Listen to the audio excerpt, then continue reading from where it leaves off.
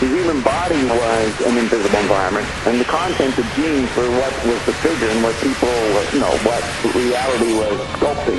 So unforeseen by the genes, the human bodies showed up. And the human bodies in the second phase became the content, and they created an invisible environment called the meme, the effects of ideas, or thought, or ESP, or the hunter's monkey effect, or whatever you want to call it. So human beings noticed themselves, but did not notice the evolutionary effect of memes.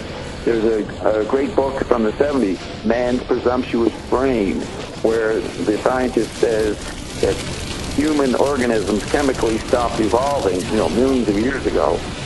But the new technologies that the brain created, what I would call memes, caused effects that the chemical body brain, the human brain, was not capable of adapting to. The new technologies that the brain created, what I would call memes, caused effects that the chemical body brain, the human brain, was not capable of adapting to. So they write, McLuhan and Powers, in a world of simultaneous comprehension involving the right hemisphere of the brain, chronology does not dominate. For the image patterns of the right brain, all events have the quality of equal time. And dealing with the megatrends of history and human behavior in general, it is better to analyze the broad implications of movement patterns rather than a particular event. And this technique is process pattern recognition. So again, you have the retrieval of the value of nowness, and the primitives themselves that are around today, what we would classify that, are all running to live in a left hemisphere environment. They don't even want to celebrate their nowness that they had innately when they weren't affected by the global satellites. All right? So the left rushes toward the nowness as a value, at least their chemical body brain does, and the non-literate cultures run towards fragmentation. That's why in universities, the sciences and left hemisphere disciplines are dominated by Asians. All right? They have the talent. It's a novelty to them. Okay, James, on.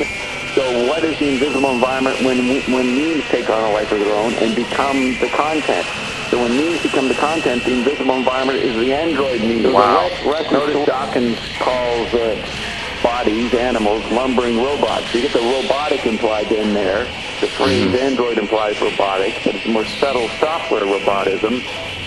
Anyway, so with the android meme as the hidden environment of the meme process, now that the android meme becomes visible, and we wonder whether to orchestrate it, control it, that means something new is the invisible environment. The new invisible environment, I'm saying, is the mystery landscape. All right?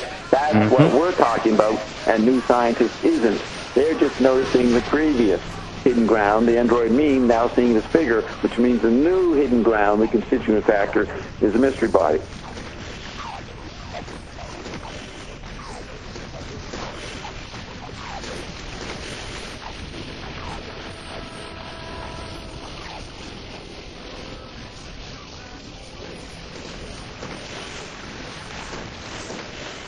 The new invisible environment, I'm saying, is the mystery landscape.